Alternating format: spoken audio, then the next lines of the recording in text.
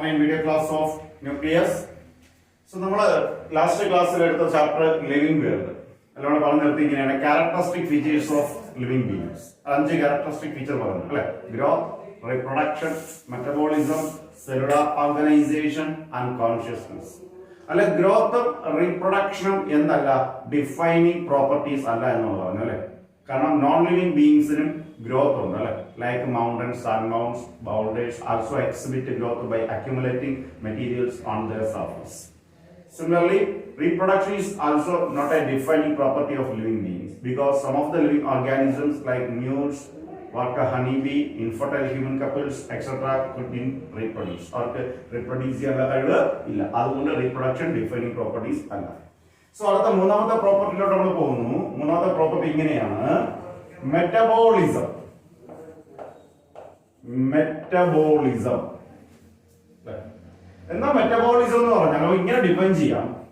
Metabolism is the sum total of all the chemical reactions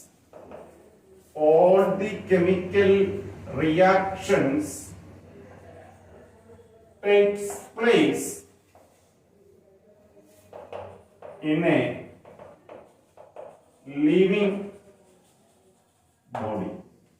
So, we can define metabolism is the sum total of all the chemical reactions that takes place in a living body.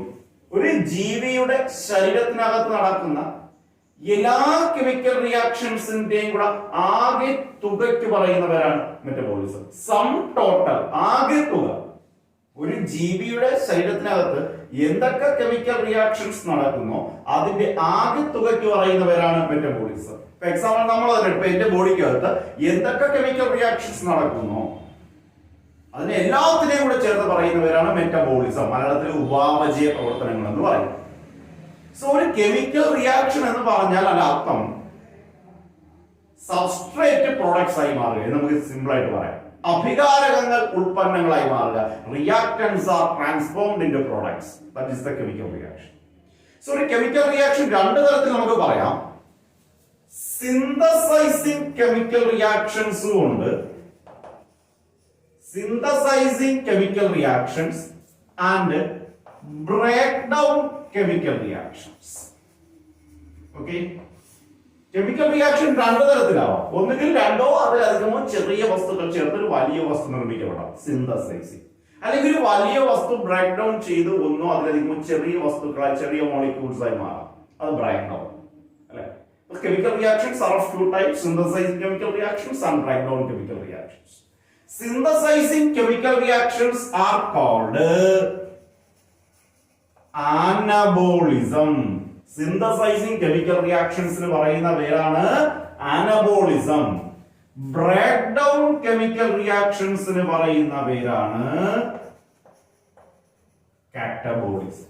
Okay, synthesizing chemical reactions are called anabolism and breakdown chemical reactions are called catabolism. ഞാനൊരു example പറയാം. ഒരു ആനബോളിസത്തിന് example, വളരെ typical ആയിട്ടൊരു example പറയാം.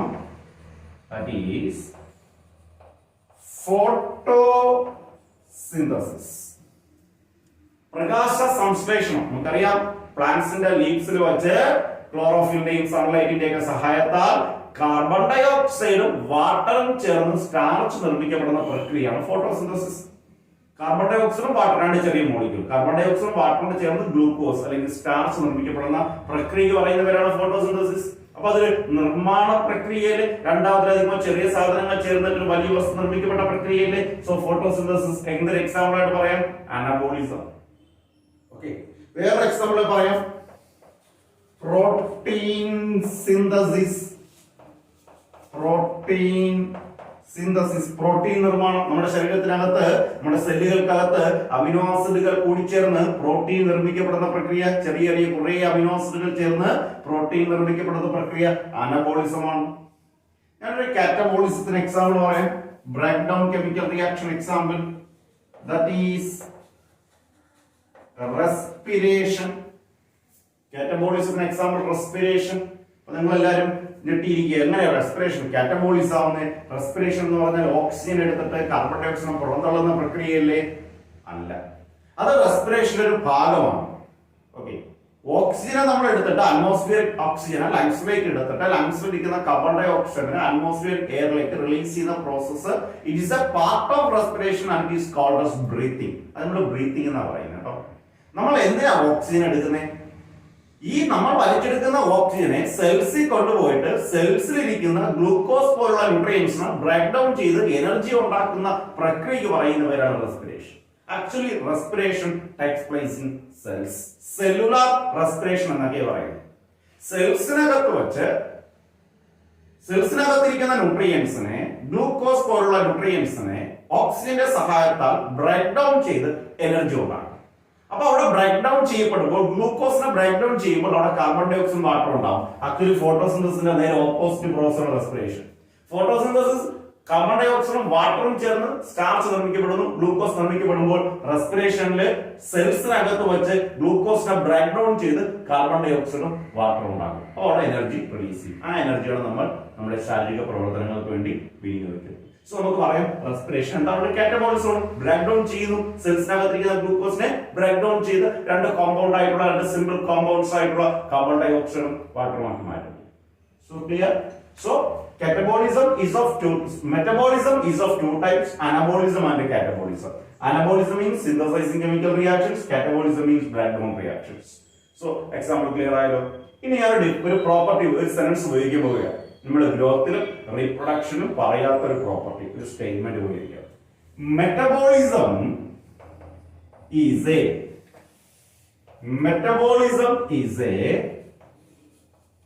defining property of all living beings. Metabolism is a defining property of all living beings. Metabolism എന്ന് പറയുന്നത് എല്ലാ ജീവനുള്ളവരുടെയും ഒരു ഡിഫൈനിങ് പ്രോപ്പർട്ടിയാണ്. നമ്മൾ ഗ്രോത്തിന് ഇങ്ങനെ പറഞ്ഞില്ല, ഗ്രോത്ത് ഡിഫൈനിങ് പ്രോപ്പർട്ടി ആയിരുന്നില്ല, റീപ്രൊഡക്ഷൻ ഡിഫൈനിങ് പ്രോപ്പർട്ടി ആയിരുന്നില്ല. But here metabolism is A defining property of all living beings. ഈ ഭൂമിയിലുള്ള എല്ലാ ജീവജാലങ്ങളുടെയും ഒരു ഡിഫൈനിങ് പ്രോപ്പർട്ടിയാണ്. ജീവജാലങ്ങളുടെ ലിവിംഗ് ബീയിങ്സ് എന്ന് പറയുന്ന ഗ്രൂപ്പിന്റെ ഒരു ഡിഫൈനിങ് പ്രോപ്പർട്ടിയാണ് മെറ്റബോളിസം. ഒരു ജീവി പോലും മെറ്റബോളിസം ഇല്ലാതായിട്ടില്ല. ഈ ഭൂമിയിൽ ഒരു ഓർഗാനിസം ഉണ്ടോ? ഒരു സിംഗിൾ സെൽഡ് ഓർഗാനിസം ആയിക്കോട്ടെ, യൂണിസെല്ലുലാർ ഓർഗാനിസം ആയിക്കോട്ടെ, ഒരു ഏകകോശ ജീവി ആയിക്കോട്ടെ, അതിലുമുണ്ട് മെറ്റബോളിസം. സിമ്പിൾ ആയിട്ട് ചിന്തിക്കുക. റെസ്പിറേഷൻ എന്ന് പറയുന്നത് ഒരു മെറ്റബോളിക് പ്രോസസ് ആണല്ലോ. അതില്ലാതെ ഏതെങ്കിലും ജീവിക്ക് ഭൂമി നിലനിൽക്കാൻ പറ്റും? ഇല്ല. അപ്പൊ മെറ്റബോളിസം എന്ന് പറയുന്നത് എല്ലാ ജീവജാലങ്ങൾക്കും ഒരുപോലെ അവകാശപ്പെട്ട പ്രോപ്പർട്ടിയാണ്. മെറ്റബോളിസം കാണിക്കാത്ത ഒരു ജീവി ഉണ്ടെന്ന് പറയാൻ കഴിയത്തില്ല. ഏതെങ്കിലും നോൺ ലിവിംഗ് തിങ് മെറ്റബോളിസം കാണിക്കോ? ഏതെങ്കിലും നോൺ ലിവിംഗ് ബീയിങ് മെറ്റബോളിസം കാണിക്കോ? ഇതിൽ മെറ്റബോളിസം ഉണ്ടോ? ഈ ചോക്കില്, ഈ ബ്ലാക്ക് ബോർഡിൽ മെറ്റബോളിസം ഉണ്ടോ? ഈ ഡെസ്കിൽ മെറ്റബോളിസം ഉണ്ടോ? ഒന്നിലും മെറ്റബോളിസം. അതെല്ലാം നോൺ ലിവിംഗ് തിങ്സ് ആ. സോ നോക്കാം. അപ്പൊ ചോദിക്കും, നമുക്ക് പല കെമിക്കൽ റിയാക്ഷൻസ് പുറത്ത് നടത്തിക്കൂടെ? നടത്താം. നമ്മുടെ ശരീരത്തിനകത്ത് നടക്കുന്ന പല കെമിക്കൽ റിയാക്ഷൻസും വെളിയിൽ നമുക്ക് നടത്താം. പക്ഷെ അതിന് നിങ്ങൾ കെമിക്കൽ റിയാക്ഷൻസ് എന്ന് വിളിക്കാവൂ. എന്ത് വിളിക്കരുത്? മെറ്റബോളിസം എന്ന് വിളിക്കരുത്.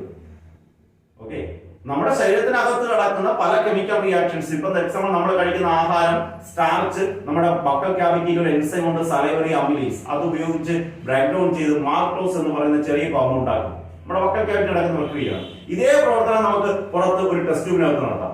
ലാബിനകത്ത് ടെസ്റ്റ് ട്യൂബിനകത്ത് കുറച്ച് സ്റ്റാർച്ച് ഇട്ടിട്ട് ഒരു സ്യൂട്ടബിൾ ടെമ്പറേച്ചറും pH ക്രിയേറ്റ് ചെയ്തിട്ട് നമ്മൾ കുറച്ച് സലൈവ അതിലേക്ക് ഇട്ട് കൊടുത്തു കഴിഞ്ഞാൽ ആ സലൈവയിൽ സലൈവറി അമിലേസ് ഉണ്ട്, അത് ആ സ്റ്റാർച്ചിനെ മാൾട്ടോസ് ആക്കി മാറ്റും. അപ്പൊ നമ്മുടെ ബോഡിക്കകത്ത് നടന്ന കെമിക്കൽ റിയാക്ഷൻ വെളിയിൽ നടത്താം. പക്ഷെ അതിനെ നിങ്ങൾ എന്ത് വിളിക്കരുത്? മെറ്റബോളിസം എന്ന് വിളിക്കരുത്. കാരണം ആ കെമിക്കൽ റിയാക്ഷൻ നടന്നത് ഒരു നോൺ ലിവിംഗ് സിസ്റ്റത്തിനകത്താ, സെല്ല് കൊണ്ട് നിർമ്മിതമായ ഒന്നിനകത്തല്ല.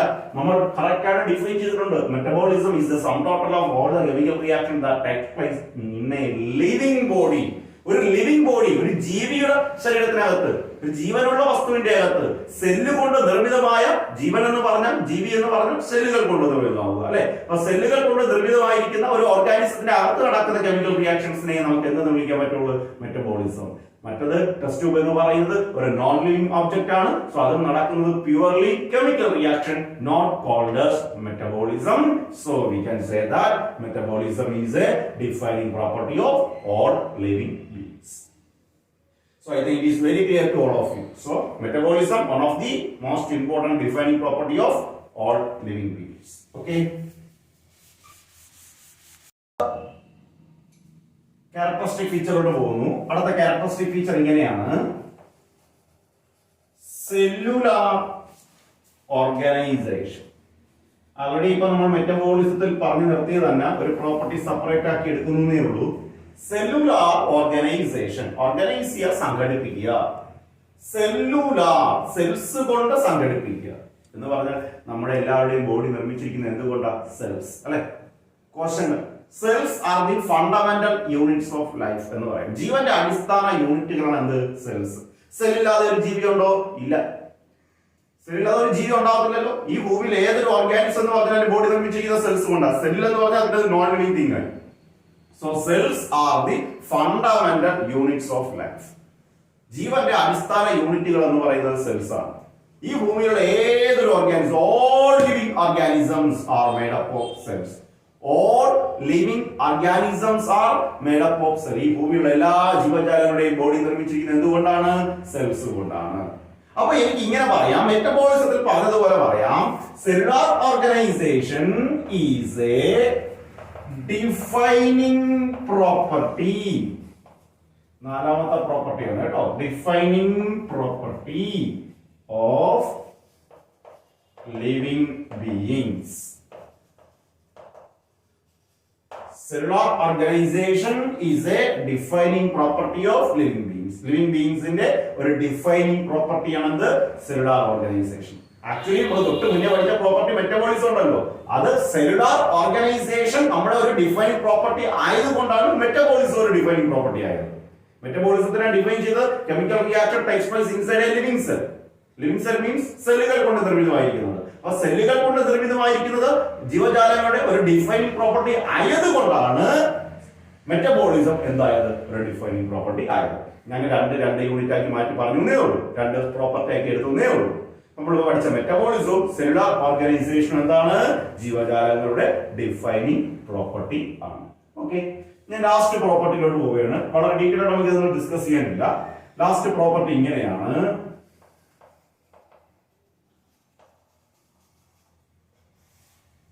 കോൺഷ്യസ്നസ്. എന്താണ് കോൺഷ്യസ്നസ്? കോൺഷ്യസ്നസ് എന്ന് പറഞ്ഞാൽ മലയാളത്തിൽ നമുക്ക് എന്താ പറയാം? ബോധം എന്ന് പറയാം. ബോധമുണ്ട്.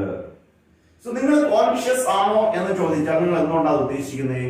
കോൺഷ്യസ്നസ് എന്ന വേർഡിന്റെ അർത്ഥം all living organisms present on this earth are aware of their surroundings and are able to respond to the stimuli. എന്ന് പറഞ്ഞാൽ എന്താ? ഈ ഭൂമിയിലുള്ള എല്ലാ ജീവജാലങ്ങൾക്കും അവരുടെ ചുറ്റുപാടിനെ കുറിച്ചൊരു ബോധമുണ്ട്. They can sense their surroundings. അവരുടെ ചുറ്റുപാടുകളെ സെൻസ് ചെയ്യാനുള്ള കഴിവുണ്ട്, ചുറ്റുപാടുകളെ തിരിച്ചറിയാനുള്ള കഴിവുണ്ട്. നമ്മൾ ജീവിക്കുന്ന ചുറ്റുപാട് ഏതാണെന്ന് നമുക്ക് തിരിച്ചറിയാൻ കഴിവുണ്ട്. ആ കഴിവുണ്ടെങ്കിലേ ആ ചുറ്റുപാടിൽ ജീവിക്കാൻ പറ്റത്തുള്ളൂ. ആ ചുറ്റുപാടിനെ കുറിച്ചുള്ള അറിവുണ്ടെന്ന് മാത്രമല്ല, ആ ചുറ്റുപാടുകളിൽ നിന്നുണ്ടാകുന്ന സ്റ്റിമുലസിനോട്, മലയാളത്തിൽ നമുക്ക് ഇങ്ങനെ പറയാം, ഉദ്ദീപനങ്ങൾ, സ്റ്റിമുലൈ, ഉദ്ദീപനങ്ങൾ, സ്റ്റിമുലസിനോട് റെസ്പോണ്ട് ചെയ്യാനുള്ള കഴിവുണ്ട്, പ്രതികരിക്കാനുള്ള കഴിവുണ്ട്. അപ്പൊ ഇങ്ങനെ പറയാൻ പോയിട്ട് all living organisms present on this earth can sense their environment, can sense their surrounding, or ഇങ്ങനെ പറയാം, are aware of their surroundings. എല്ലാ ജീവജാലങ്ങളും, ഈ ഭൂമിയിലുള്ള എല്ലാ ജീവജാലങ്ങൾക്കും അവരുടെ ചുറ്റുപാടിനെ സെൻസ് ചെയ്യാനുള്ള, തിരിച്ചറിയാനുള്ള കഴിവുണ്ട്. And also they are able to response to the stimuli. അതിനോടൊപ്പം അവർക്ക് അവിടെ നടക്കുന്ന സ്റ്റിമുലസുകളോട്, ഉദ്ദീപനങ്ങളോട് പ്രതികരിക്കാനുള്ള കഴിവുമുണ്ട്. എല്ലാ ജീവജാലങ്ങളും ഒരുപോലെയല്ല പ്രതികരിക്കുന്നത്. പ്രതികരണം പല രീതിയിലാവും. ഇപ്പൊ നമ്മുടെ ഹ്യൂമൻ ബീങ്സ്, മറ്റേ ആനിമൽസ് ഒക്കെ ആണെങ്കിൽ ലോക്കോമോട്ടറി കപ്പാസിറ്റി കൊണ്ട് അല്ലെ, ചലിക്കാനുള്ള കഴിവൊക്കെ ഉണ്ട്. പ്ലാന്റ്സിന് അങ്ങനെയില്ല. പക്ഷെ പ്ലാന്റ്സ് വേറെ പല രീതിയിലാണ് അവരുടെ പ്രതികരണങ്ങൾ കാണിക്കുന്നത്. പ്ലാന്റ്സ് പുഷ്പിക്കുന്നത് ഒരു പ്രതികരണമാണ്, പൂക്കൾ ഉണ്ടാവുന്നത് ഒരു പ്രതികരണമാണ്, സൂര്യപ്രകാശത്തിന് നേരെ അതിന്റെ സ്റ്റെമ്മ് പോകുന്നത് ഒരു പ്രതികരണമാണ്, വെള്ളമുള്ള ഭാഗത്തേക്ക് റൂട്ട്സ് പോകുന്നത് ഒരു പ്രതികരണമാണ്, ഫ്രൂട്ട്സ് ഉണ്ടാവുന്നത് ഒരു പ്രതികരണമാണ്. പ്ലാന്റ്സ് പല രീതിയിൽ പ്രതികരണം നടക്കും. തൊട്ടവാടിയിൽ ഇല കൊണ്ട് തൊടുകാരുടെ ഇലയിൽ ടച്ച് ചെയ്യുമ്പോൾ അതിന്റെ ഇല മടങ്ങുന്നത്, അല്ലെ? അതൊരു പ്രതികരണമാണ്. പല രീതിയിലുള്ള പ്രതികരണങ്ങളാണ് ഡിഫറെന്റ് ഓർഗാനിസം നമുക്ക് കാണാൻ കഴിയുന്നത്. ഈ ഭൂമിയിലെ എല്ലാ ജീവജാലങ്ങൾക്കും പ്രതികരിക്കാനുള്ള കഴിവുണ്ട്, കോൺഷ്യസ്നെസ് പ്രോപ്പർട്ടി ഉണ്ട്. ഓക്കെ, ഈ കോൺഷ്യസ്നെസ് പ്രോപ്പർട്ടി അതുകൊണ്ട് തന്നെ ഏതെങ്കിലും നോൺ ലിവിംഗ് തിങ്ങിന് കോൺഷ്യസ് പ്രോപ്പർട്ടി ഉണ്ടോ? ഈ ചോക്ക് അല്ലെങ്കിൽ ബ്ലാക്ക് ബോർഡ്, ഏതെങ്കിലും നോൺ ലിവിംഗ് തിങ്ങിന് കോൺഷ്യസ്നെസ് പ്രോപ്പർട്ടി ഉണ്ടോ? ഇല്ല. No non living thing is doesn't possess consciousness property. ഒരു നോൺ ലിവിംഗ് തിങ് പോലും എന്ത് പ്രോപ്പർട്ടി കാണിക്കുന്നില്ല? കോൺഷ്യസ് പ്രോപ്പർട്ടി കാണിക്കുന്നില്ല, അല്ലെ? ഒരെണ്ണം പോലും, ഒരു നോൺ ലിവിംഗ് ഒബ്ജക്റ്റ് പോലും കോൺഷ്യസ് അല്ല, അല്ലെ? അവരവരുടെ ചുറ്റുപാടിനെ സെൻസ് ചെയ്യാനുള്ള കഴിവൊന്നും ഇല്ല. അപ്പൊ നമുക്ക് പറയാം, മെറ്റബോളിസത്തിലും സെല്ലുലാർ ഓർഗനൈസേഷനിലും പറഞ്ഞതുപോലെ consciousness is also a defining property of living beings. Living ബീയിങ്സിന്റെ, ജീവനുള്ളവരുടെ ഒരു ഡിഫൈനിങ് പ്രോപ്പർട്ടിയാണ് കോൺഷ്യസ്നെസ്. ഇനി ഞാൻ ഇതിൽ ഒരു കാര്യം കൂടെ പറയാണ്. ഹ്യൂമൻ ബീയിങ്സ്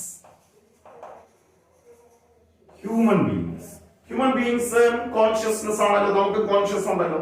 എന്നല്ലടാ, നമ്മുടെ കോൺഷ്യസ്നെസ് പ്രോപ്പർട്ടിയെ മറ്റ് ജീവജാലങ്ങളുടെ കോൺഷ്യസ് പ്രോപ്പർട്ടിയിൽ നിന്ന് കുറച്ച് വ്യത്യസ്തമാണ്. എങ്ങനെയെന്ന് പറയാമോ? ഹ്യൂമൻ ബീയിങ്സിന്റെ കോൺഷ്യസ്നെസ് പ്രോപ്പർട്ടി നമ്മൾ വിളിക്കുന്ന പേര് ഇങ്ങനെയാണ്, സെൽഫ് കോൺഷ്യസ്നെസ് എന്നാണ്, സ്വബോധം എന്നാണ്, അല്ലെ? നമ്മളത് വെറും ബോധം എന്നല്ല, സ്വബോധം എന്ന് പറഞ്ഞാൽ എന്താ? നമ്മളെ കുറിച്ചും കൂടെ ബോധമുള്ളവരാണ്. നമ്മളെ തന്നെ സെൻസ് ചെയ്യാനുള്ള കഴിവ് നമുക്കുണ്ട്. നമ്മുടെ ബോഡിയെ കുറിച്ചുകൂടെ എന്താണ്? അവയറാണ്, സെൻസ് ചെയ്യാനുള്ള കഴിവുണ്ട്. ഫോർ എക്സാമ്പിൾ, നമുക്കൊരു അസുഖം വന്നൊരു പനി വന്നു, നമ്മൾ എന്ത് ചെയ്യും?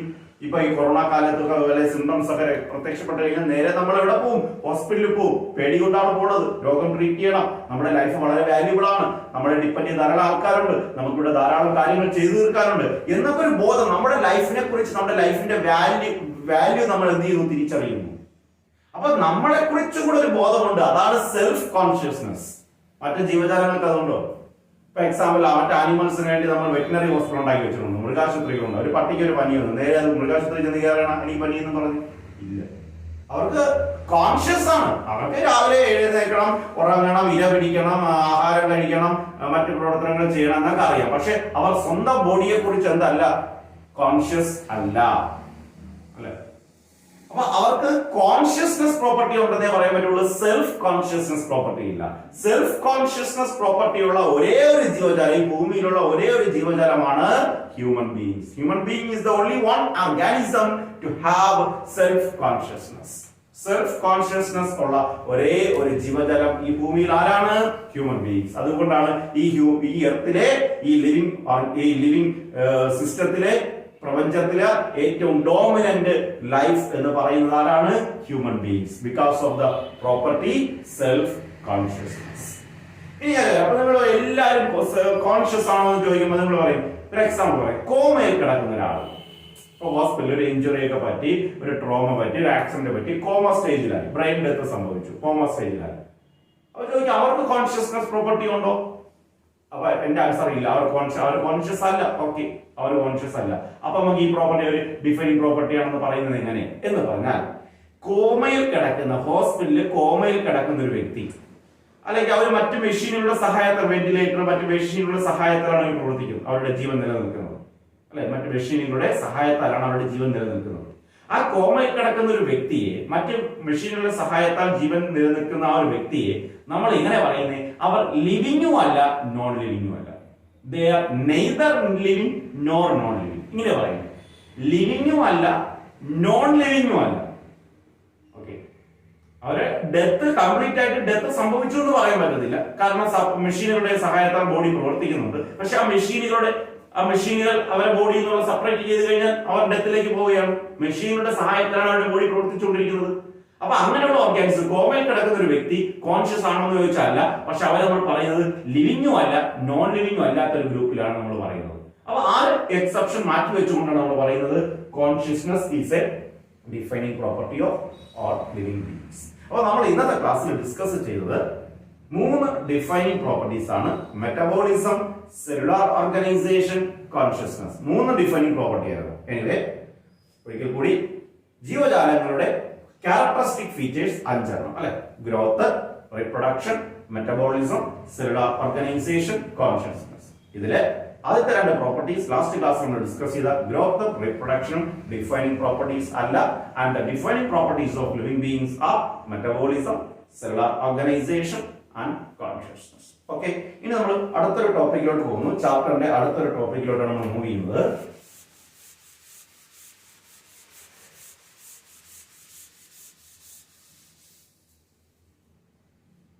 നമ്മുടെ ടെക്സ്റ്റിൽ പറഞ്ഞിരിക്കുന്നത്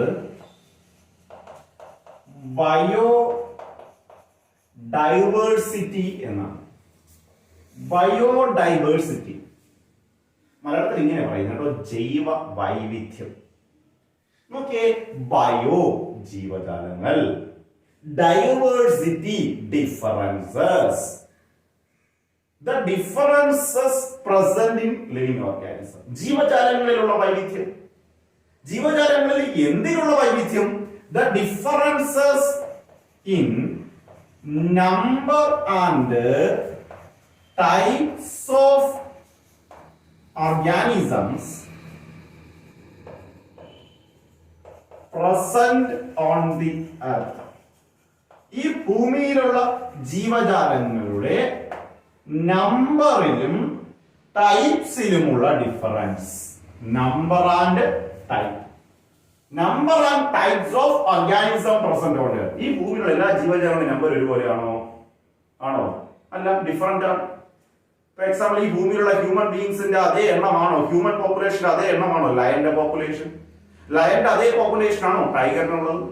ജീവജാലങ്ങളുടെ എണ്ണത്തിൽ ധാരാളം വ്യത്യാസമുണ്ട്. അത് ലോകം മൊത്തം എടുത്താൽ വ്യത്യാസമുണ്ട്, ഒരു പർട്ടിക്കുലർ ഏരിയ എടുത്താൽ വ്യത്യാസമുണ്ട്, അല്ലെ? ഞാൻ ആമസോണിയൻ റെയിൻ ഫോറസ്റ്റ് എടുക്കുന്നു, ആമസോൺ കാടുകൾ എടുക്കുന്നു, വെസ്റ്റേൺ ഗട്ട്സ് എടുക്കുന്നു, നമ്മുടെ ഇന്ത്യയുടെ ഭാഗമായി വരുന്ന പശ്ചിമഘട്ട എടുക്കുന്നു. ഇവിടെ രണ്ടിടത്തുമുള്ള ലയൺ സ്പീഷീസ് എടുക്കുന്നത് സെയിം ആയിരിക്കും, അല്ലെങ്കിൽ ടൈഗർ സ്പീഷീസ് സെയിം ആയിരിക്കോ, അല്ലെങ്കിൽ പ്ലാന്റ്സിന്റെ സ്പീഷീസ് നമ്പർ എടുക്കുന്നു സെയിം ആയിരിക്കോ? ഡിഫറെന്റ് ആയിരിക്കും. അപ്പൊ നമ്പറിൽ വ്യത്യാസമുണ്ട്. അതുപോലെ എന്തിനു വ്യത്യാസമുണ്ട്? ടൈപ്പിൽ വ്യത്യാസമുണ്ട്.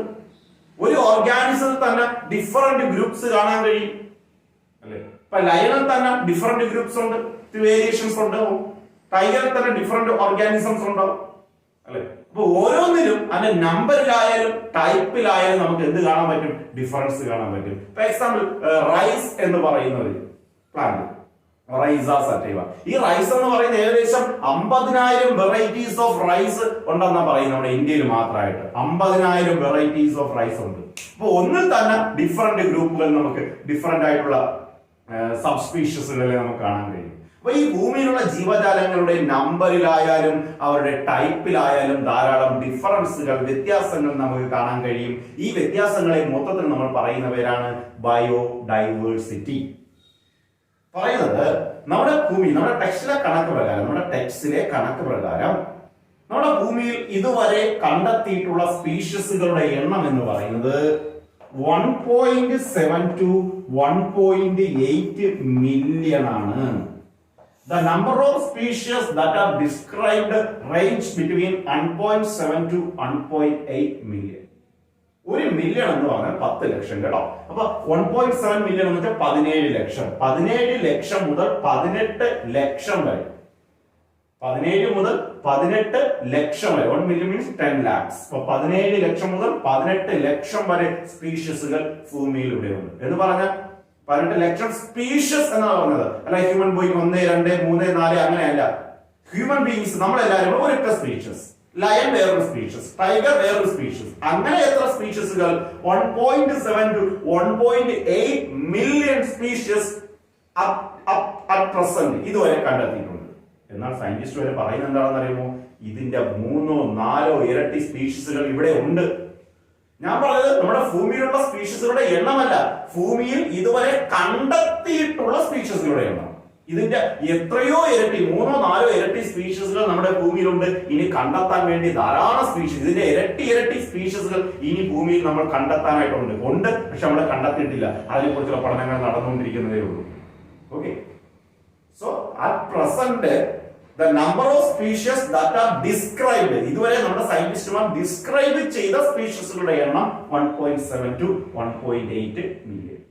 ഇനി നോക്കാം, നമ്മൾ ഏതൊരു സ്പീഷീസ് പറയുമ്പോഴേ അതിന്റെ പേര് വെച്ചിട്ടാ പറയുന്നത്, അല്ലെ? ഒരു ജീവിയുടെ പേര് വളരെ ഇമ്പോർട്ടന്റ് ഫാക്ടറാണ്. പേര് പറയാതെ ഒരാളെ കുറിച്ച് നിങ്ങളോട് ഡിസ്ക്രൈബ് ചെയ്ത് കഴിഞ്ഞാൽ നിങ്ങൾക്കത് ആ ആളെ വെച്ചുകൊണ്ട് നിങ്ങൾ അത് അസ്യൂം ചെയ്യാൻ പറ്റൂ? ഇല്ല. ഒരു ഓർഗാനിസത്തിന്റെ ഐഡന്റിറ്റി എന്ന് പറയുന്നത് അതിന്റെ പേരാണ്. അപ്പൊ നിങ്ങളുടെ ഒരു ഐഡന്റിറ്റി എന്ന് പറയുന്നത് നിങ്ങളുടെ പേരാണ്. വേറെ ആളുടെ പേര് നിങ്ങളുടെ പേരിന് പകരമായി ഉപയോഗിച്ച് കഴിഞ്ഞാൽ നിങ്ങളുടെ ഐഡന്റിറ്റി മാറിയില്ലേ? മാറി. അപ്പൊ ഒരാളുടെ ഐഡന്റിറ്റി, ഒരു ഓർഗാനിസത്തിന്റെ ഐഡന്റിറ്റി എന്ന് പറയുന്നതിന്റെ പേരാണ്. ആ പേര് ഒരു യുണീക്ക് ആയിരിക്കണം. അല്ലെ? അപ്പൊ ഏതൊരു ഓർഗാനിസവും അറിയപ്പെടുന്നതിന്, ഇപ്പൊ എക്സാമ്പിൾ ഞാൻ എലഫന്റ് എന്ന് പറയുന്നു. എലഫന്റ് എന്ന് പറഞ്ഞാൽ നിങ്ങളുടെ മനസ്സിലോട്ട് ആനയുടെ പടം വരുള്ളൂ, അല്ല പട്ടിയുടെ പടം വരത്തില്ല. വരുമോ? ഇല്ല. അപ്പൊ ഒരു ഓർഗാനിസത്തിന്റെ പേര് ഉപയോഗിച്ചുകൊണ്ട് ആ ഓർഗാനിസത്തിന്റെ ഒരു ക്യാരക്ടേഴ്സ്, അതിന്റെ ഫീച്ചേഴ്സ് നമ്മുടെ മനസ്സിലോട്ട് കൊണ്ടുവരാൻ പറ്റും. അപ്പൊ ഓർഗാനിസത്തെ കുറിച്ച് നല്ലതുപോലെ പഠിക്കണമെങ്കിൽ, ഒരു ഓർഗാനിസം നമ്മുടെ ഭൂമിയിൽ കണ്ടെത്തുന്ന ഒരു സ്പീഷ്യസിനെ കുറിച്ച് നല്ലതുപോലെ നമ്മൾ പഠിക്കണമെങ്കിൽ ഒരു പേര് വെച്ച് പഠിക്കുന്നതിന് ഏറ്റവും എളുപ്പം. നമ്മുടെ ടെക്സ്റ്റിൽ തന്നെ പല പല കാര്യങ്ങളും പഠിക്കാൻ വേണ്ടി ചുമ്മാ വാരി വെച്ചിട്ടിരിക്കില്ല. ഓരോന്നിനും ഓരോ സെക്ഷൻ കൊടുത്തിട്ടുണ്ട്, പേര് കൊടുത്തിട്ടുണ്ട്. ആ പേരുമായി ബന്ധപ്പെട്ട പോയിന്റ്സ് ആണ് അത് ഉൾപ്പെടുത്തിയിരിക്കുന്നത്. അല്ല ഒരു പേര് കൊടുത്തിട്ട് അതുമായി ബന്ധമില്ലാത്ത, ആ പേരുമായി ബന്ധമില്ലാത്ത കുറെ ടോപ്പിക്സ് ആണ് നമ്മുടെ ടെക്സ്റ്റ് കൊടുത്തിരിക്കുന്നത്. അല്ല, ഇപ്പൊ നമ്മൾ പഠിക്കുന്ന ചാപ്റ്റർ ലിവിംഗ് വേൾഡ് എന്ന് പറയുന്ന ചാപ്റ്റർ, ആ ചാപ്റ്ററിന്റെ പേര്, ആ ചാപ്റ്ററുമായി ബന്ധപ്പെട്ട പോയിന്റ്സ് അല്ലേ വരുള്ളൂ, അല്ലെ? ഇപ്പൊ ഡൈജഷൻ എന്ന് പറയുന്ന ചാപ്റ്റർ പഠിക്കുന്നു. ഡൈജഷൻ എന്ന് പറയുന്ന ചാപ്റ്ററിലെ റെസ്പിറേഷനെ കുറിച്ച് പറഞ്ഞാൽ ശരിയാവും? ഇല്ല. അതിൽ ഡൈജഷനെ കുറിച്ച്, ദഹനത്തെ കുറിച്ച് മാത്രം തന്നെ പറയണം. ഒരു ഓർഗാനിസത്തിന്റെ ഐഡന്റിറ്റി എന്ന് പറയുന്നതിന്റെ പേരാണ്. പേര് എങ്ങനെ കൊടുക്കും എന്നുള്ളതാണ്. തോന്നിയാണത് പേര് കൊടുക്കാൻ പറ്റത്തില്ല. സോ പേര് കൊടുക്കുന്ന ഒരു ജീവിക്ക് പേര് കൊടുക്കണം. ആ പേരെന്ന് പറയുന്നത് ഒരു സ്റ്റാൻഡർഡൈസേഷൻ ഉണ്ടായിരിക്കണം. ഇപ്പൊ നമ്മളൊക്കെ അഭിമുഖീകരിക്കുന്ന ഒരു പ്രധാനപ്പെട്ട പ്രശ്നങ്ങളുണ്ട്. ലോകത്തിലെ പല ഭാഗങ്ങളിലും പല ഓർഗാനിസത്തിനും പല പേരുകളാണ്. കാരണം നമ്മുടെ ഇന്ത്യ എന്നുള്ള രാജ്യം തന്നെ എടുക്കുമ്പോൾ അവിടെ തന്നെ എത്ര ഭാഷകളുണ്ടെന്ന് ആലോചിക്കുക, അല്ലെ? ഏകദേശം 28ഓളം ഭാഷകൾ തന്നെ ഉണ്ട്. ഓരോ സ്ഥലത്തും ഈ പറയുന്ന നമ്മുടെ ഇന്ത്യയിലെ പല സ്റ്റേറ്റ്സിലും സെയിം ഒരു ഓർഗാനിസം എല്ലായിടത്തും ഉണ്ടായിരിക്കും. സെയിം ഓർഗാനിസം എല്ലായിടത്തും ഉണ്ടായിരിക്കും. എന്നാൽ അത് പല പല പേരുകളിലാണ് അറിയപ്പെടുന്നത്. ഫോർ എക്സാമ്പിൾ, നമ്മൾ ഇവിടെ ഹിബിസ്കസ്, ഷൂ ഫ്ലവർ, ചെമ്പരത്തി ചെടി. ഈ ചെമ്പരത്തി ചെടി തമിഴ്നാട്ടിലുണ്ട്, കർണാടകയിലുണ്ട്, ആന്ധ്രാപ്രദേശിലുണ്ട്, മഹാരാഷ്ട്രയിലുണ്ട്, ഗോവയിലുണ്ട്, എല്ലാ സ്റ്റേറ്റ്സിലും ഉണ്ട്. എന്നാൽ നമ്മളിവിടെ നമ്മുടെ മലയാളത്തിൽ ചെമ്പരത്തി ചെടി എന്ന് പറയും. തമിഴ്നാട്ടിൽ ചെന്ന് ചെമ്പരത്തി ചെടി എന്ന് പറഞ്ഞാൽ ആൾക്ക് അറിയാൻ പറ്റൂ? ഇല്ല. അവരത് വേറെ പേരിലാണ് അറിയപ്പെടുന്നത്. കർണാടകയിൽ വേറെ പേരിലാണ്. അപ്പൊ ഇതൊരു ആശയക്കുഴപ്പം, ഒരു കമ്മ്യൂണിക്കേഷൻ എറർ ഉണ്ടാക്കുന്ന ഒന്നാണ് ഒരു ഓർഗാനിസം പല സ്ഥലങ്ങളിൽ പല പേരുകൾ അറിയപ്പെടുന്നത്. നമ്മുടെ കേരളത്തിൽ തന്നെ ചില ഓർഗാനിസംസ്, ചില പ്ലാന്റുകളൊക്കെ പല പേരുകൾ അറിയപ്പെടുന്നു, ചില ജീവജാലങ്ങളൊക്കെ, അല്ലെ? അപ്പൊ അത് തന്നെ ഒരു വളരെ വലിയൊരു കമ്മ്യൂണിക്കേഷൻ എറർ ഉണ്ടാക്കും, പ്രശ്നങ്ങൾ ഉണ്ടാക്കും, ആശയവിനിമയ തകരാറുണ്ടാക്കും. ഇത് പരിഹരിക്കണമെങ്കിൽ ലോകം മുഴുവൻ ഒരു ഓർഗാനിസം ഒരു പർട്ടിക്കുലർ നെയിമിൽ അറിയും. There should be a standardization of the name of the living organism. Living ഓർഗാനിസത്തിന്റെ പേരിൽ ഒരു സ്റ്റാൻഡർഡൈസേഷൻ ഉണ്ടായിരിക്കണം. അങ്ങനെ വന്നു കഴിഞ്ഞാൽ particular organism known by the same name all over the world. ഒരു പർട്ടിക്കുലർ ഓർഗാനിസത്തിനെ ലോകം മുഴുവൻ ഒരൊറ്റ പേര് അറിയപ്പെടാം. ആ പേര് ഉപയോഗിച്ചുകൊണ്ട് നമുക്ക് പരസ്പരം കമ്മ്യൂണിക്കേറ്റ് ചെയ്യാം. ഒരു ഓർഗാനിസം, ഇപ്പൊ എക്സാമ്പിൾ മാംഗോ ട്രീ എന്ന് വിചാരിക്കുക. മാംഗോ ട്രീ അത് നമ്മുടെ ഇംഗ്ലീഷ് പേരാണ്. മാംഗോ ട്രീ ഇംഗ്ലീഷ് അറിഞ്ഞുള്ള ധാരാളം ആൾക്കാരുണ്ടാവും. ഇപ്പം നമ്മളിവിടെ മാവ് എന്ന് പറയുന്നു. തമിഴ്നാട്ടിൽ വേറെ ഭാഷയാണ്, അല്ലെ? കർണാടകയിൽ വേറെയാണ്, വേറെ രാജ്യത്ത് വേറെ അവരുടെ ലോക്കൽ ലാംഗ്വേജിലാണ്. എന്നാൽ അതിനൊരു കോമൺ നെയിം കൊണ്ടുവരുന്നു, അതിനൊരു യൂണിവേഴ്സൽ നെയിം കൊണ്ടുവരുന്നു. മാംജിഫെറ ഇൻഡിക്ക എന്ന് ഞാൻ പറയുന്നു. മാംജിഫെറ ഇൻഡിക്ക. ഇതിന്റെ സയന്റിഫിക് നെയിം പഠിച്ചിട്ടുള്ള എല്ലാ ആൾക്കാർക്കും ഞാൻ മാംജിഫെറ ഇൻഡിക്കയെ കുറിച്ച് പറയുമ്പോൾ അത് മാംഗോ ട്രീ ആണെന്ന് എല്ലാവരുടെയും മനസ്സിലോട്ട് വരും, അല്ലെ? അപ്പൊ ഒരു ഓർഗാനിസം ലോകം മുഴുവൻ ഒരു നെയിമിൽ, ഒരു പർട്ടിക്കുലർ നെയിമിൽ അറിയപ്പെടുമ്പോൾ അവരുടെ സ്റ്റാൻഡർഡൈസേഷനായി അത് കമ്മ്യൂണിക്കേഷൻ എറർ ഉണ്ടാക്കത്തില്ല. അപ്പൊ ഒരു ജീവജാലത്തിന് പേര് കൊടുക്കുമ്പോൾ ഒരു സ്റ്റാൻഡർഡൈസേഷൻ വേണം, ഒരു യൂണിവേഴ്സൽ നെയിം പ്രൊവൈഡ് ചെയ്യണം. അതിനുവേണ്ടി ജീവജാലങ്ങൾക്ക് പേര് കൊടുക്കുന്ന സിസ്റ്റത്തിന് പറയുന്ന പേരാണ് നോമൻക്ലേച്ചർ എന്ന് പറയും, കേട്ടോ? നോമൻക്ലേച്ചർ. പേര് കൊടുക്കുന്ന സിസ്റ്റം, ഒരു ഓർഗാനിസത്തിന് പേര് കൊടുക്കുന്ന സിസ്റ്റത്തിന് പറയുന്ന പേരാണ് നോമൻക്ലേച്ചർ. എന്താ പേര്? നോമൻക്ലേച്ചർ. നമ്മുടെ ലോകത്തെ മുഴുവൻ ആയിട്ടുള്ള ടാക്സോണമി, ഭൂരിഭാഗം ടാക്സോണമിസ്റ്റുമാർ. എന്താ ടാക്സോണമിസ്റ്റ് എന്ന് പറഞ്ഞാൽ അറിയാമോ? ടാക്സോണമിസ്റ്റ്, ടാക്സോണമി കേട്ടിട്ടുണ്ടല്ലോ. നമുക്കിനി പഠിക്കാം ജീവജാലങ്ങളെ കുറിച്ചുള്ള വർഗീകരണ ശാസ്ത്രം, classification of organism based on characters. ജീവജാലങ്ങളിലുള്ള ക്യാരക്ടേഴ്സിന്റെ അടിസ്ഥാനത്തിൽ അവരെ ക്ലാസിഫൈ ചെയ്യുന്ന ബ്രാഞ്ചിന് പറയുന്ന പേരാണ് ടാക്സോണമി. അപ്പൊ ജീവജാലങ്ങളുടെ ക്ലാസിഫിക്കേഷനെ കുറിച്ചും അവരുടെ നെയിമിങ്ങിനെ കുറിച്ച് പഠിക്കുന്ന സയന്റിസ്റ്റുമാർക്ക് പറയുന്ന പേരാണ് ടാക്സോണമിസ്റ്റ് കേട്ടോ. അപ്പൊ ഈ ഭൂമിയിലെ ഭൂരിഭാഗം ടാക്സോണമിസ്റ്റുമാരും ഫോളോ ചെയ്യുന്ന ഒരു നോമൻക്ലേച്ചർ സിസ്റ്റം ഉണ്ട്. ജീവജാലങ്ങൾക്ക് പേര് കൊടുക്കാൻ വേണ്ടി യൂസ് ചെയ്യുന്ന ഒരു സിസ്റ്റം ഉണ്ട്. ആ ഒരു നോമൻക്ലേച്ചർ സിസ്റ്റത്തിന്റെ പേരാണ് ബൈനോമിയൽ നോമൻക്ലേച്ചർ. എന്താ പേര്? Binomial nomenclature. മലയാളത്തിൽ ദ്വിനാമ പദ്ധതി എന്ന് പറയും. ബൈ രണ്ട്, നോമിയൽ മീൻസ് നെയിം, രണ്ട് പേരുകൾ ഉൾപ്പെടുത്തി പേര് കൊടുക്കുന്നതാണ്. ഡീറ്റെയിൽ നമുക്ക് എക്സ്പ്ലെയിൻ ചെയ്യാം. സോ ഭൂരിഭാഗം ഈ ഭൂമിയിലുള്ള ഭൂരിഭാഗം ടാക്സോണമിസ്റ്റുമാരും ഒരു ഓർഗാനിസത്തിന് പേര് കൊടുക്കാൻ വേണ്ടി ഫോളോ ചെയ്യുന്ന സിസ്റ്റം എന്ന് പറയുന്ന പേരാണ് ബൈനോമിയൽ നോമൻക്ലേച്ചർ. തോന്നിയതുപോലെ ആർക്കെങ്കിലും പേര് കൊടുക്കാൻ പറ്റത്തില്ല. പേര് കൊടുക്കുന്നത് ടാക്സോണമിസ്റ്റുമാരാണ്. അവർക്ക് ഇഷ്ടം കണക്ക് പേര് കൊടുക്കാൻ പറ്റത്തില്ല. അവർ ഈ ബൈനോമിയൽ നോമൻക്ലേച്ചർ എന്നുള്ള സിസ്റ്റത്തിലെ റൂൾ ഫോളോ ചെയ്തുകൊണ്ടാണ് പേര് കൊടുക്കുന്നത്.